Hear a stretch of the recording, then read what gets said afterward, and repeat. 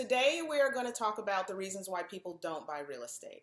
Now, I'm bringing this up because I've already had this conversation twice in the past week and it comes up pretty often, and it makes sense for me to share topics with you that come up often because they're probably the most beneficial topics for you.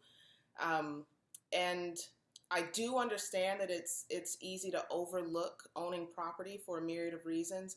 So we're going to cover some of those reasons along with my responses to those reasons. But I need to give you a warning because I am probably going to step on some toes by the end of this video.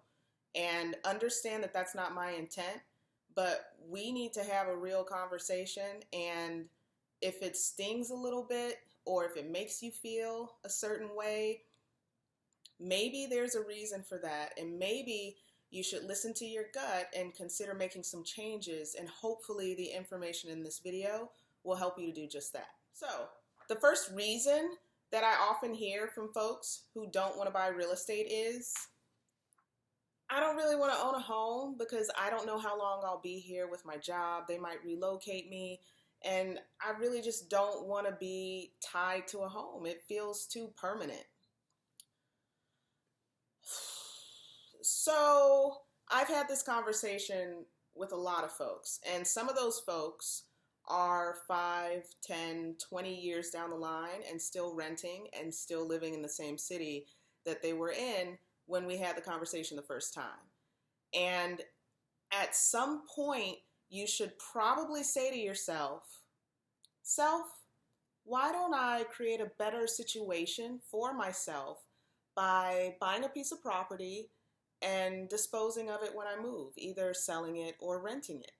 If you buy right, and if you buy in a solid area, you have the option of selling or renting that property down the line.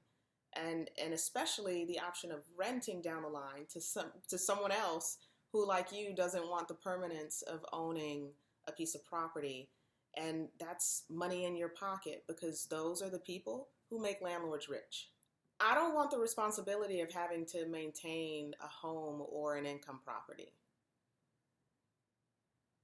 Okay, I call this the lazy man's excuse because anything that has value comes with a cost.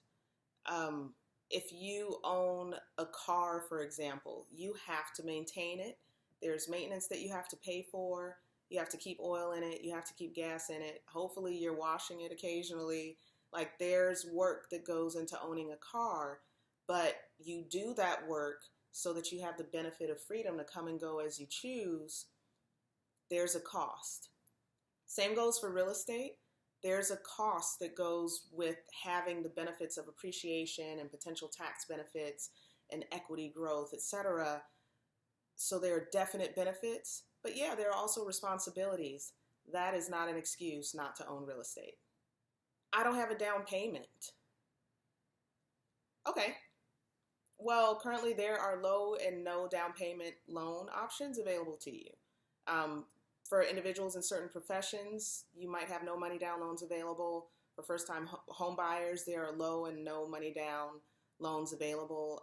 Some of the resources out there, depending on where you live, depending on the types of properties that are available to you, USDA, NACA, if you are in certain professions like teachers or first responders or police, there might be special loan programs out there for you to help defray your down payment expense. Credit unions are a really good option for individuals who want to buy a home. They often have low and no down payment options available to their members. So not having a down payment is not an excuse to not buy real estate because there are resources out there to help you with that. My credit sucks. Okay, then start today to fix it. Just take baby steps. Look, bad things happen to good people, and divorce or a death in the family or a financial strain can cause problems for your credit. I get it, but it's fixable if you don't ignore it. And bad habits can also tank your score. So that's fixable, but you have to make a decision today to stop with the bad habits. Your credit report, if you pull your credit report and take a look at it, there might be errors on there that can, if removed, can increase your score. But you're not going to know that until you take a look at your report. Once you have it in hand, you can make any corrections, you can negotiate any bad debt. You know, if you don't like the situation that you're in, then just work toward fixing it. And, you know, with the end goal of buying a property, whatever you do, don't ignore it, because it's probably not going to fix itself. But there are people and resources out there that can help. A lot of lenders work with credit repair agencies, and they can help you as well. Tiffany, no one in my family owns a home, and I'm not really convinced that I can either. My response to that is, let's see how you can be the first. Let's see what we can do so that you can change the mindset and the expectations of your family members, so that they can see that someone in the family can own a home, which may encourage them to do the same down the line. Let's change that expectation. You know, if it's a credit issue, that's fixable. If it's a down payment issue, there are resources available to you for that. You just have to decide that it's what you want and that you're willing to put in the work to get there. Start by building a team. You know, go to the bank, ask about loan options, talk to a realtor who might be able to refer you to a good lender. You know, those are both good places to start. Just decide and take the first step. Nope, prices are way too high. And the longer you wait, the higher they're going to get.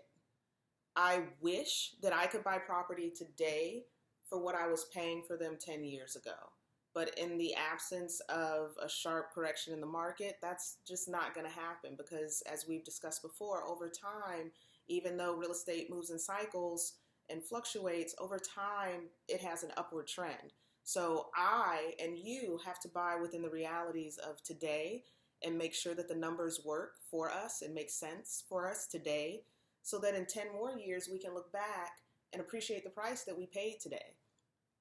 Those who wait till tomorrow can expect to pay more than those who act today. I don't trust the real estate markets. It might downturn like it did before. I don't want to get stuck in the middle of that. I feel safer renting. Okay, look, we all know what happened 10 years ago. And real estate does move in cycles, and I don't have a crystal ball. If you have one, please let me borrow it just for a day. But what I can tell you is that historically, real estate has gone up in value over time. And when averaged just over the last 50 years, it's gone up on average over 5% a year. That is significant. So I challenge you to go pull your bank statement and see what you're getting on your money sitting in the bank. I am pretty certain that it's nowhere near 5%. So why not take some of your cash and put it into something that can make money for you? And renting is not safe when the rental markets get crunched and your rents go up. A fixed mortgage ensures a more predictable monthly payment for you. Now, that mortgage is going to go up and fluctuate a little bit because of the taxes and insurance portion of your mortgage payment, which is going to fluctuate over time and will probably go up over time. But at least it's going to go up at a measurable rate. As a renter, as a tenant, you are at the complete mercy of the property owner, unless you're in a rent-controlled area. So, for example, I spoke with a young lady last week who had received a notification from her landlord that her rent was going up $300 a month. And she was concerned about how that would affect her financially.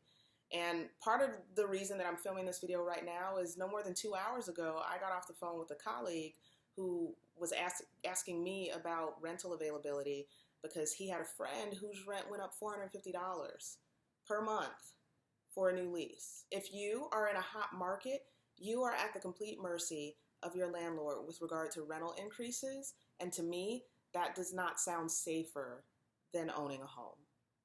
Now, some folks are convinced that renting is cheaper.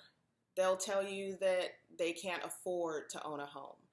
And the reality is that renting can potentially cost you more over time than owning. It'll cost you in missed equity. It'll cost you in missed potential tax benefits that can keep more of your hard-earned income in your pocket. So with all things being equal, the person who's paying, let's say, $1,000 a month in a mortgage payment is, because of that house and that mortgage payment, likely going to be much better off financially than the person who's paying $1,000 in rent because of all the benefits that go with owning a home. So after looking over the numbers, the reality is you probably can't afford not to own a property, not to own a home. But you have to buy smart. Don't overdo it. Don't buy more home than you can afford, that you can comfortably afford. I often tell clients that the pre-approval letter that you get from your bank is a starting point. They're going to give you a dollar amount that you're approved at. And you may need to back in to a number that creates a comfortable monthly payment for you, because the last thing that I want is for you to be house poor. I don't want you living in this home that you love and you're eating ramen noodles and potato chips every night because you can't afford anything else. I am very much a proponent of living well below your means. I'm sure there are countless other reasons why people don't seek to own real estate, but this covers the comments that I hear the most often. And for some, the reality is that owning real estate probably isn't best for them because it does come with responsibility. And if that's not where your heart is, then don't walk into that responsibility.